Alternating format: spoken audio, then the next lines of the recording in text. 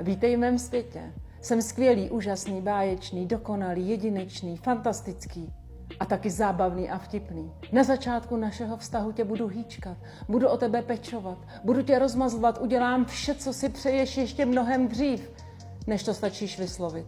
A ty jenom budeš žasnout v němém údivu. A nutno říct, že to nebude naposledy. Proč to dělám? Aby ses do mě hluboce zamilovala. Aby si věřila, že jsem to jenom já, že jsem pro tebe ten nejlepší. A pak půjdu ještě dál. Budu chtít vědět všechna tvoje traumata, všechna tvoje trápení, všechno, co jsi kdy komu udělala ty a kdo ukřivdil tobě. A jaké to má na tebe následky. Proč to dělám?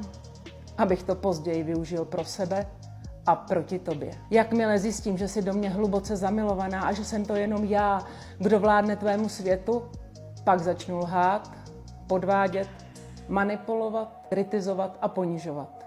Aby si věděla, že ty jsi nula a jedině díky mně můžeš žít takový život. Odtrhnu tě od tvých přátel, od všech tvých koníčků.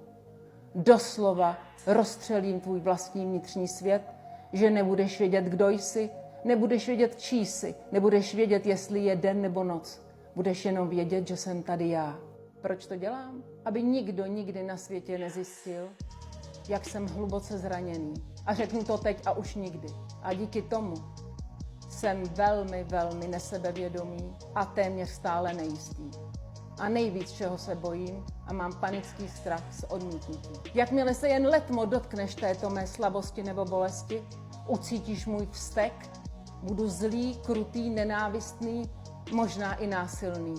A ty zažiješ se mnou malé peklo. Až uznám, že je toho dost a že bys to nemusela unést, pak opět začnu být úžasný, milý, báječný, skvělý, milující, rozmazlující, udělám vše, co ti vidím na očích. A vysvětlím ti, že to jsi ty, kdo způsobil, protože já takový musel být.